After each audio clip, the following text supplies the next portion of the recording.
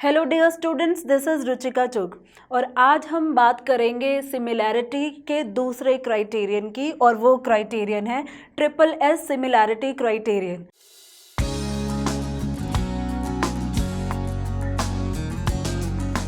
इससे पहले हमने पिछले वीडियो में स्टडी किया था ट्रिपल ए के अकॉर्डिंगली हमने ये स्टडी किया था कि अगर दो ट्राइंगल हमारे पास हैं और उन दोनों ट्राइंगल के अगर कॉरस्पॉन्डिंग एंगल्स इक्वल हो जाते हैं तो वो दोनों ट्राइंगल्स सिमिलर कंसीडर होंगे। मैं आपको यहाँ पे ये भी बताना चाहूँगी कि जहाँ पर ट्रिपल ए क्राइटेरियन हम अप्लाई करते हैं सिमिलैरिटी ऑफ ट्राइंगल्स के लिए, वहाँ कभी कभी हम डबल ए क्राइटेरियन भी लगा सकते हैं। ऐसा क्यों? क्योंकि जब दो ट्राइंगल के दो कॉरस्पॉन्डिंग एंगल्स अगर इक्वल होते हैं तो थर्ड ऑटोमेटिकली इक्वल हो जाता है by the concept of angle sum property of triangle. तो अगर आपको किसी केस में दो एंगल से सिमिलैरिटी बन रही है तो वहाँ पर हम अप्लाई कर सकते हैं और रीजन में लिख सकते हैं double A similarity criterion instead of writing triple A criterion of similarity.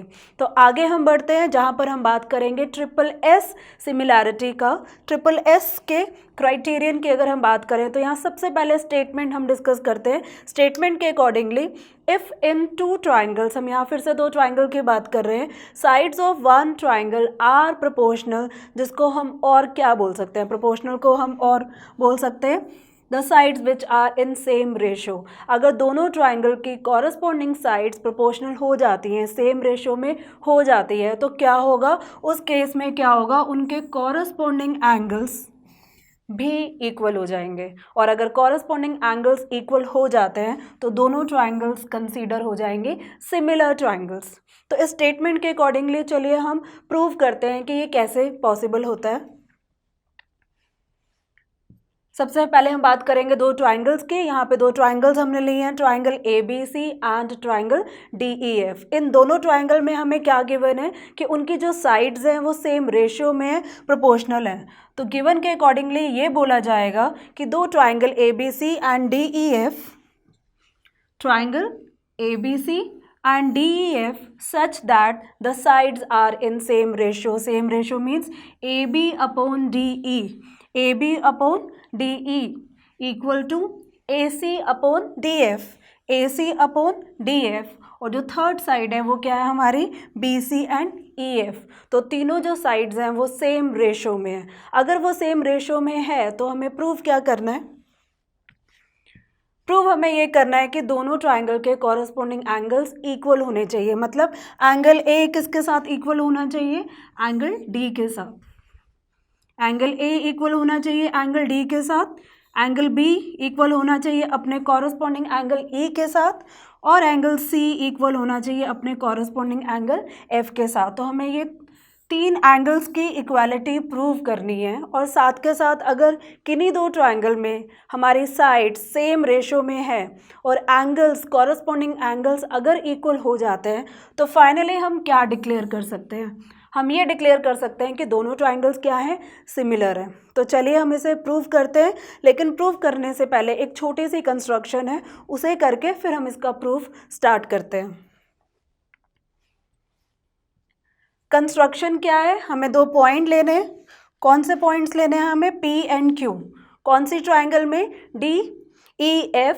इस तरह से लेने हैं कि जो DP है वो AB के इक्वल होना चाहिए और DQ AC के इक्वल होना चाहिए। तो यहाँ पर क्या शो हो रहा है? हमें दो पॉइंट P एंड Q इस तरह से लेने हैं। P पॉइंट हम लेंगे DE पे और Q पॉइंट लेंगे हम DF पे।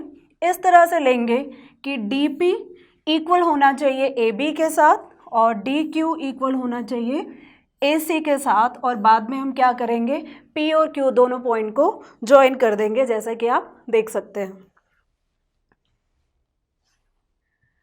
तो अब इसका प्रूफ हम स्टार्ट करते हैं। दोनों ट्राइंगल है ABCDEF with construction PQ points. PQ को ज्वाइन भी की है और DP को हमने यहाँ पर लिया है AB के इक्वल, DQ को हमने यहाँ लिया है AC के इक्वल। तो प्रूफ में आप देख सकते हैं हम यहाँ दो ट्राइंगल पे कॉन्सेंट्रेट कर रहे हैं। वो दो ट्राइंगल कौन सी हैं? हम यहाँ पे जो ट्राइंगल में कॉन्सेंट्रेट कर रहे हैं, ABC पे कॉन्सेंट्रेट कर रहे हैं और DEF पे कॉन्सेंट्रेट कर रहे हैं। तो हम क्या बोल सकते हैं इन दोनों ट्राइंगल में? हमें बोला गया है कि तीनों साइड्स जो हैं सेम रेशो में है, बट मैंने दो यहाँ पे शो किए है। एक शो की है AB/DE और दूसरे शो की है AC/DF। ये हमें गिवन है, लेकिन हमें ये भी मालूम है कि कंस्ट्रक्शन में हमने AB के इक्वल किसी और ट्राइंगल में एक पार्ट को रखा है। वो क्या रखा है? DP। तो हम क्या करेंगे, ये AB को रिप्लेस कर देंगे DP के साथ, और AC भी हमने कंस्ट्रक्शन में इस तरह से की है, DQ की इक्वालिटी रखी है AC के साथ। तो हम क्या करेंगे, AC को रिप्लेस कर देंगे DQ। और इसका रीज़न क्या हम बोल रहे हैं? इसका रीज़न बोल रहे हैं बाय कंस्ट्रक्शन। तो जो रेशो हमें गिवन था उसको रिप्लेस कर दिया कंस्ट्रक्शन की इक्वालिटी के साथ। अब ये इक्वालिटी को आप ध्यान से देखो, जो हमें कंस्ट्रक्शन के बाद अप्लाई करने के बाद मिली है, वो हमें मिली है DP upon DE। DP upon DE right side में हमें मिली है DQ अपॉन DF। अगर कहीं से मुझे ये DE की जगह PE मिल जाए और ये DF की जगह QF मिल जाए, मतलब भी मैं क्या कहना चाहती हूँ? मैं ये कहना चाहती हूँ कि मुझे DP अपॉन DE जो यहाँ पर मिला है, DE नहीं चाहिए, PE चाहिए। और यहाँ पे DQ अपॉन DF मिला है, मुझे DF नहीं चाहिए, मुझे चाहिए QF। आई थिंक आपको कुछ तो आइडिया हो गया होगा, हमने पिछले वीडियो में ऐसा कुछ स्टडी किया था। यहाँ पर क्या हो रहा है, हमें फुल लेंथ नहीं चाहिए, PE चाहिए।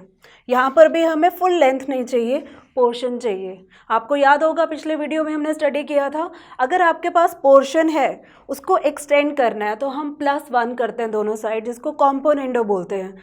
और जब हमें श्रिंक करना है, कम करना है, तो उस केस में हम क्या करेंगे, सब्ट्रैक्ट 1 करेंगे दोनों साइड से। लेकिन सब्ट्रैक्शन या एडिशन तब होगा जब आपको जो कॉम्प्रेस करना है, श्रिंक करना है या एक्सपैंड करना है, वो टर्म न्यूमरेटर में होनी चाहिए।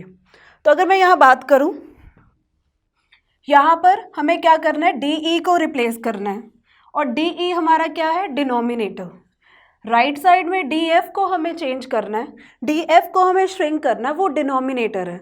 तो सबसे पहले दोनों डिनोमिनेटर को हम क्या करेंगे, न्यूमरेटर में लेकर आएंगे। और वो कैसे कर सकते हैं, रेसिप्रोकल से। तब आपको समझ आ गया होगा कि रेसिप्रोकल क्यों किया। रेसिप्रोकल इसलिए किया क्योंकि मुझे फुल लेंथ नहीं चाहिए थी, मुझे शॉर्ट चाहिए थी, और जिस फुल लेंथ को मुझे शॉर्ट करना है वो न्यूमरेटर होना चाहिए। अब हमारे पास न्यूमरेटर वो हो चुका है। अब हमने क्या करना है, दोनों साइड -1 करना है, और इस मेथड को हम बोलते हैं डिविडेंडो। तो अब आप यहाँ पे देख सकते हो कि दोनों फ्रैक्शंस को हमने क्या किया, -1 किया। हमने 1 को सब्ट्रैक्ट किया दोनों फ्रैक्शन से, तो हमें क्या मिलेगा, आप यहाँ देख सकते हैं DE/DP -1, यहाँ DF/DQ -1 by subtracting 1 from both of the sides. जब -1 करेंगे तो आपको मालूम है -1/1 हो जाएगा, ये भी -1/1 हो जाएगा। एलसीएम की बात करें तो यहाँ DP आएगा, यहाँ DQ आएगा। एलसीएम से सॉल्व करेंगे तो ये होगा DE - DP, और ये हो जाएगा DF - DQ। अब क्या होता है DE - DP? DE - DP क्या होगा, PE। यहाँ PE हमें मिल गया। DF - DQ, DF - DQ हमें क्या देगा, QF देगा। यहाँ QF हमें मिल चुका है। नीचे DP का DP रहेगा, DQ का DQ रहेगा। अब आप इस फ्रैक्शन को ध्यान से देखो तो PE हमारा अब क्या हो गया, पोर्शन हो गया। फुल लाइन हमारी श्रिंक हो चुकी है। राइट साइड में DF था, वो श्रिंक होके क्या हो गया, QF। लेकिन ये हमें ऊपर नहीं नीचे चाहिए, तो नीचे ले जाने के लिए हम क्या करेंगे, फिर से रेसिप्रोकल करेंगे। और रेसिप्रोकल करने के बाद जो आपको ये मिला, इसको अगर मैं ध्यान से देखूं, ये क्या है, इसको अगर ध्यान से देखा जाए, ये क्या है, ये है DP upon PE equal to DQ upon QF। और ऐसा कब होता है? हमने इस चैप्टर के स्टार्टिंग में जो सबसे पहली थ्योरम पढ़ी थी, बेसिक प्रोपोर्शनैलिटी थ्योरम, उसके अकॉर्डिंगली क्या था कि अगर किसी ट्रायंगल में हमारे पास दो लाइंस हैं, पैरेलल हैं, और वो इस तरह से हैं कि जिससे वो पैरेलल है वो लाइन, अगर दोनों साइड को किसी पॉइंट पे वो कट कर रहे हैं तो वो रेशो में हो जाएंगे। बट यहाँ पे कुछ उल्टा शो किया, यहाँ पे हमें रेशो में पहले ही मिल रहा है। तो अगर रेशो में पहले मिल रहा है तो वहाँ पे हमारी बेसिक प्रोपोर्शनैलिटी थ्योरम नहीं, उसका कन्वर्स, मतलब कि converse of basic proportionality theorem लग सकती है। उसके अकॉर्डिंगली अगर हमारी साइड्स इक्वल रेशो में या प्रोपोर्शन में डिवाइड हो रही है किन्हीं दो पॉइंट से, तो उन दोनों पॉइंट को ज्वाइन करेंगे तो वो तीसरी लाइन से पैरेलल मानी जाएगी। मतलब कि हम क्या बोल सकते हैं, D P by P E, D Q by Q F अगर ये सेम रेशो में है तो हम क्या बोल सकते हैं, P Q parallel to E F है, जो कि आप देख सकते हैं। और इसका रीज़न क्या है? इसका रीज़न है converse of basic proportionality theorem. तो अभी तक हमने क्या किया, लाइंस को पैरेलल शो किया by using theorem converse of basic proportionality theorem. चलिए आगे चलते हैं। आगे हम बात करें तो हमारी लास्ट लाइन जो थी वो क्या थी, लास्ट में हमने प्रूव किया था पी क्यू पैरेलल, किसके पैरेलल प्रूव कर दिया था हमने, ई एफ। कंसेप्ट हमने लगाया था converse of basic proportionality theorem. अब जो दो लाइंस जब पैरेलल हो जाती है, प्रूव हो जाती है, तो उस केस में हम क्या बोल सकते हैं, ये दोनों लाइन हमारी पैरेलल प्रूव हो चुकी है। तो इसके अकॉर्डिंगली क्या हम ये बोल सकते हैं, angle P equal to angle E, angle P equal to angle E and angle Q equal to angle F, angle Q equal to angle F। ऐसा क्यों? क्योंकि ये दोनों क्या हैं, दोनों पेयर क्या है, कॉरस्पॉन्डिंग एंगल्स। आपको मालूम होगा जब दो लाइन पैरेलल होती हैं तो उनके कॉरस्पॉन्डिंग एंगल्स इक्वल हो जाते हैं, वो हमने शो कर दिया। अब अगर ध्यान से देखा जाए हमने क्या शो किया, हमने शो किया angle P equal to angle E, angle Q equal to angle F। ध्यान से देखो यहाँ पे P एंड Q किस ट्राइंगल के एंगल्स हैं, वो हैं DPQ। और अगर हम बात करें E एंड F, ये किस ट्राइंगल के दो एंगल्स हैं, ये है DEF। तो हमें यहाँ क्लियरली दिख रहा है कि दो ट्राइंगल के दो दो एंगल्स इक्वल प्रूव हो चुके हैं, इक्वल यहाँ पर शो हो रहे हैं। तो अगर दो ट्राइंगल के कम से कम दो एंगल की इक्वालिटी हमें मिल जाती है तो हम तीसरे के लिए वेट नहीं करते, उन दोनों ट्राइंगल को हम सिमिलर डिक्लेयर कर देते हैं, जैसा कि मैंने इस वीडियो के स्टार्टिंग में आपको बोला। और उस क्राइटेरियन को हम शो करेंगे डबल ए से, क्योंकि डबल ए ही कहीं ना कहीं जाके ट्रिपल ए है, क्योंकि अगर वहाँ पर हम angle sum property of triangle का कंसेप्ट लगाएं तो इतना लगाने की ज़रूरत नहीं है, ये अंडरस्टूड माना जाता है।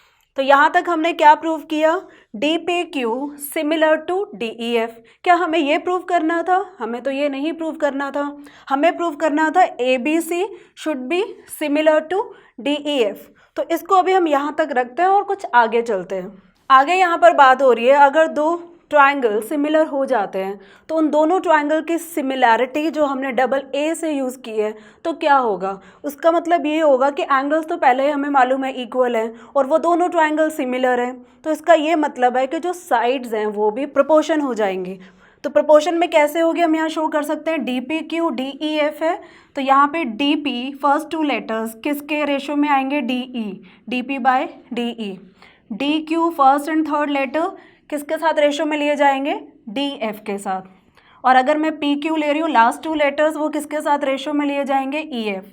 तो अगर डबल ए से दो ट्राइंगल सिमिलर प्रूव हो रही है तो उसका एक आउटकम लेते हैं, वो आउटकम क्या है, अगर डबल ए से हो रहा है तो उसका आउटकम क्या होगा, sides will be in proportion. अगर साइड्स इन प्रोपोर्शन से ले रहे हैं तो एंगल विल बी इक्वल। हम ऐसे ऑपोजिट ले सकते हैं जैसा कि हम कॉन्ग्रुएंसी में लेते थे, अगर दो ट्राइंगल कॉन्ग्रुएंट हो जाते हैं तो बाकी के बचे हुए पार्ट क्या होते हैं, इक्वल हो जाते हैं, जिसका हम रीजन बोलते थे CPCT, corresponding parts of congruent triangles. But यहाँ कॉन्ग्रुएंसी की बात नहीं हो रही है, यहाँ सिमिलैरिटी की बात हो रही है। तो जब दो ट्राइंगल सिमिलर हो जाते हैं तो उसके आउटकम का रीजन यहाँ पे CPCT से थोड़ा हटके है, थोड़ा सा अलग है। वो क्या है, corresponding parts of similar triangle. वो CPCT था, ये CP ST है, लेकिन रीजन में हम पूरा लिखते हैं, हमें लिखना है corresponding parts of similar triangle. तो ये वाला कंसेप्ट आगे जाके यूज होगा, इसलिए इसको यहाँ पर इक्वेशन 1 का नाम दिए। आगे चलते हैं। सिंस इट इज गिवन, हमें क्या गिवन था इस क्वेश्चन में? इस क्वेश्चन में हमें ये गिवन था कि दो ट्राइंगल है, उनकी साइड्स जो हैं सेम रेशो में है। सेम रेशो का मतलब AB by DE, AC by DF, BC by EF, ये सारे इक्वल हैं। अगर ध्यान से देखा जाए इन सारे रेशो को, तो हमने कंस्ट्रक्शन के अकॉर्डिंगली क्या किया था, AB को इक्वल माना था DP से और AC को इक्वल माना था DQ से।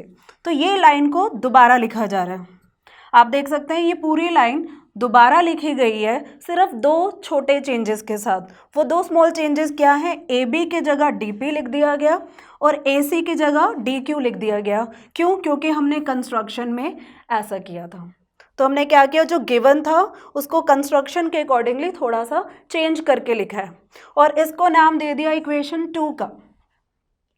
अब इक्वेशन 1 को और 2 को हमें कंपेयर करना है। इक्वेशन 1 के अकॉर्डिंगली फर्स्ट रेशो क्या है, DP बाय DE। इक्वेशन 2 में फर्स्ट रेशो क्या है, DP बाय DE। इक्वेशन 1 में फर्स्ट रेशो क्या है, DQ by DF।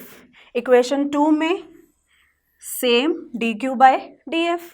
Third ratio है PQ बाय EF और यहाँ पर क्या है, BC बाय EF। 6 एलिमेंट्स की बात यहाँ पर भी हो रही है, 6 एलिमेंट्स की बात यहाँ पर भी हो रही है। 6 एलिमेंट में से 5 एलिमेंट्स बिल्कुल सेम है। तो यहाँ पे एक चीज़ अंडरस्टूड है, जो 6th एलिमेंट हम यहाँ पर बात कर रहे हैं जो अलग हो गया, वो ऑटोमेटिकली कंसीडर होगा इक्वल। तो यहाँ पर हम ये बोल सकते हैं by equation 1 and 2 we can say PQ is equal to BC। कैसे? बाय इक्वेशन 1 एंड 2 हम क्या बोल सकते हैं, BC is equal to PQ। तो यहाँ तक हम क्या प्रूव कर चुके हैं, यहाँ तक हम ये प्रूव कर चुके हैं जो ये जो BC लाइन है वो किसके इक्वल हो चुकी है, PQ के। आगे चलते हैं। हमने अभी क्या प्रूव किया है, हमने अभी प्रूव किया है BC इक्वल हो चुका है PQ के साथ। ये अभी अभी हमने क्या किया, प्रूव किया। और हमें ये भी मालूम है AB DP के इक्वल है, AB DP के इक्वल है। क्यों? क्योंकि ऐसा हमने कंस्ट्रक्ट किया था। AC इक्वल टू DQ है। क्यों? क्योंकि ये भी हमने कंस्ट्रक्ट किया था, ये दोनों लाइन कंस्ट्रक्शन में आ रही है। और अभी अभी हमने ये प्रूव किया है कि जो BC लाइन है वो PQ लाइन से इक्वल है।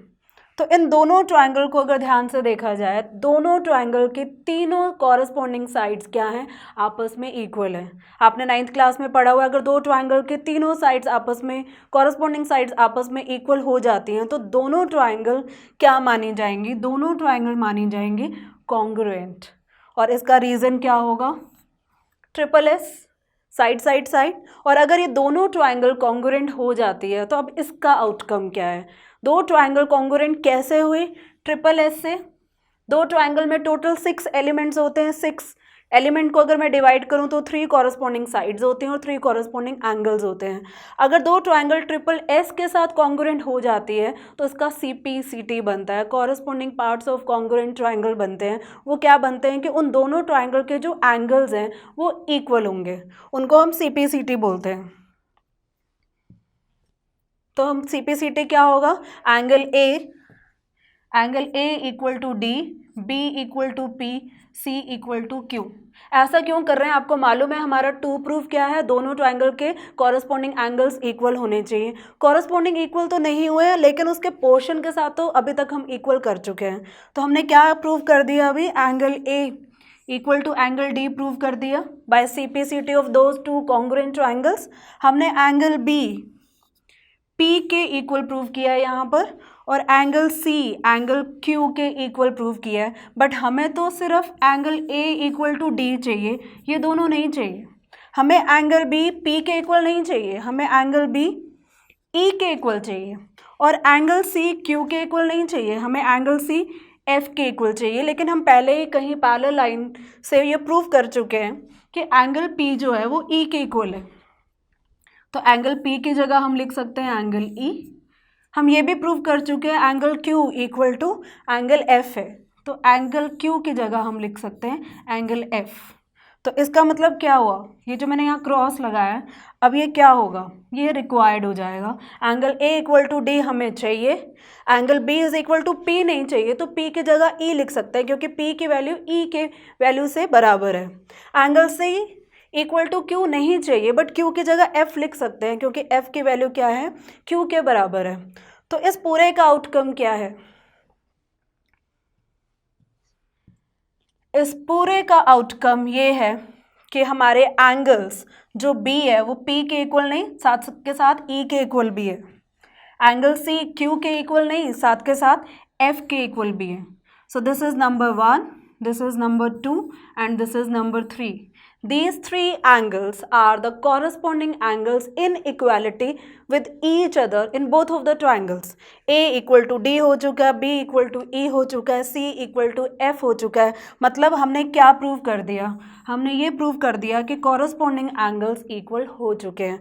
हमें ये गिवन था दोनों ट्राइंगल की जो कॉरस्पॉन्डिंग साइड्स है वो प्रोपोर्शन में, तो फाइनली हम क्या बोल सकते हैं, फाइनली हम ये बोल सकते हैं कि दोनों triangle ABC and DEF similar है। तो यहाँ पे मैं बोलना चाहूँगी कि हमारी दोनों ट्राइंगल की सिमिलैरिटी प्रूव हो चुकी है। So hence proved.